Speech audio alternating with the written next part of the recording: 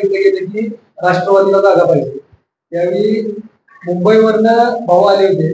सगळ्यात पहिली जिल्ह्यात भूमिका घेतलेले आमदार कोण असतील तर आमदार जयकुमार गोरे भाऊ आहेत. त्यांनी सगळ्यात पहिली भूमिका घेतली की भारतीय जनता पार्टी सातारा लोकसभा मतदारसंघात निवडणूक लढेल ही सगळ्यात पहिली भूमिका त्यांनी घेतल्यासारखं त्यांनी घेतली. त्यांच्या जर मनात हिंदू परंतु असतं तर त्यांनी ती भूमिका घेतली असते का. दुसरी गोष्ट आपण जसं म्हणला या अनिल देसाईंच्या ह्याच्यामुळे किंवा अभय जगताप यांच्या ह्याच्यामुळे काही जिल्ह्याच्या राजकारणावर फरक पडत नाही. जिल्ह्याच्या राजकारणाचं बाजूला सोडा, कुकुरवाड जिल्हा परिषद गट ज्या गटात मी सुद्धा काम करतो आणि ते दोघं सुद्धा कुकुरवाड जिल्हा परिषद गटात आहे. ते दोघं विरोधात असताना सुद्धा भारतीय जनता पार्टीच्या उमेदवाराला 2700 मताचं लिहिलंय. 2700 मताचं लिहिलंय. याच्यावर आपण त्यांची पात्रता आणि त्यांची हे लायकी आपण समजून जावी. दुसरी गोष्ट अशी आहे की खरं म्हणजे त्यांना जिल्ह्याच्या ठिकाणी प्रेस घेऊन महत्व देण्याएवढी त्यांची पात्रता नाही. पण त्यांनी जे आमचं मंदिर आहे, भारतीय जनता पार्टीचं मंदिर आहे सातारा जिल्हा कार्यालय, याच्यावर त्यांनी फक्त हे केल्यामुळं आज सातारा जिल्ह्यात कार्यालयात आपल्याला प्रेस घ्यावी लागली. याच्या व्यतिरिक्त बाकी कुठलाही कारण त्यांना मोठेपणा द्यायचं नाही.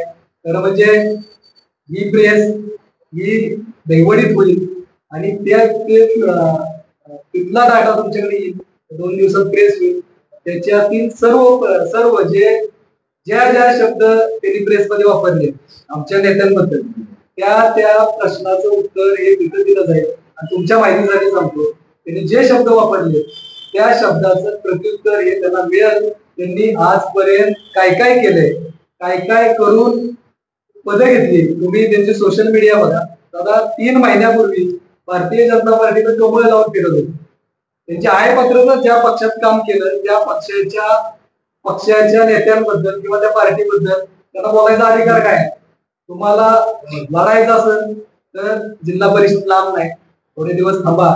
तुम्हाला मतांच्या मार्फत आणि सगळ्या गोष्टींच्या बाबतीत त्याचा रिप्लाय मिळेल. ते बोलता बोलता एक गोष्ट म्हणाले की टेंबूचं पाणी या पट्ट्यात आणले मानतालुक्यात.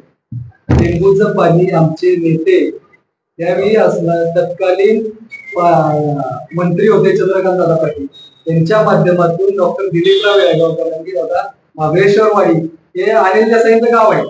त्या महाबळेश्वरवाडी या तलावात पाणी सोडायचं काम चंद्रकांत दादांनी केलं होतं आणि त्याच्यासाठी पाठपुरावा केला होता आमचे भारतीय जनता पार्टीचे नेते डॉक्टर दिलीपराव येळगावकर. त्याचंही त्यांनी सांगावं की नक्की डॉक्टर येळगावकर साहेबांनी प्रयत्न केला होता का तुम्ही प्रयत्न केला. त्या तलावात पाणी सोडायला अजून सुद्धा आमदार जयकुमार गोरेंनाच फोन करावा ही यांची कॅपॅसिटी आहे. त्यामुळे त्यांनी स्वतःची पात्रता जपावी आणि इथून पुढे भारतीय जनता पार्टीच्या कुठल्याही कार्यकर्त्याला जर बोलायला गेले तर त्यांना प्रत्युत्तर हे त्याच ह्याला पाहिजे. दुसरी एक गोष्ट मला सांगायची, ते ज्या पद्धतीने सांगतात की आमचे नेते छत्रपती उदयन महाराजांबद्दल ते बोलता काय बोलले. आज माझं चॅलेंज आहे, तुमच्या घरातल्यानी कुणाकुणावर पैसे लावले की जरा विचारा. 1 लाखावर राजी पडतील. तुमच्या घरात तरी मिळ आहे.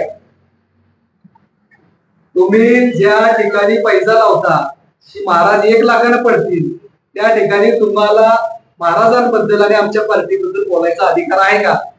आणि यापुढे जर दादा ते जर अशा पद्धतीनं जर बोलतील तर त्याला आमचा छोटा कार्यकर्ता त्याच पद्धतीने उत्तर